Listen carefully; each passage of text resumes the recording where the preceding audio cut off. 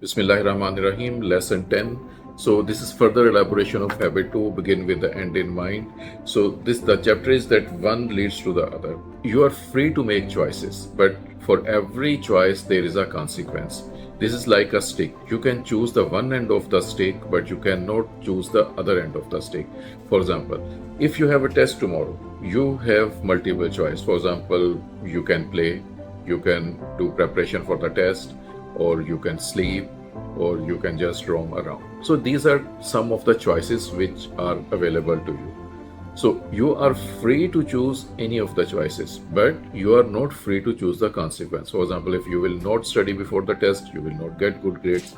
So the theme is that begin with the end in mind. While making a choice, you should have the end in mind. Similarly, different as we studied in the last chapter, that you have different type of stimuli and you have to give response on that. Your response is also your choice, but you are not having the hold of the consequence which you will have. For example, if you do not have a breakfast in the morning, you have a choice to have a breakfast or not to have a good breakfast. But its consequence to have a healthy and strong body and not to have a healthy and strong body, this is its consequence and it is not in your hand.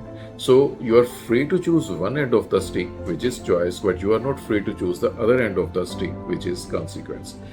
There could be different other situations. For example, your teacher is ignoring you or is giving a cold shoulder to you or is not giving attention to you. So you have different choices. You can shout at your teacher, you can misbehave with your teacher, or you can politely talk with the teacher. So every of your choice will have a different consequence. So here in chapter 10 exercise is given, just talk with your friend and make a thing that if in certain situation what type of choices you will make. Think of different scenarios, discuss different scenarios where you have made good choices, where you are having other choices also but you have good choices, and the consequences which you have seen in your life, that this is the choice which I have made and this is the consequence which I have got.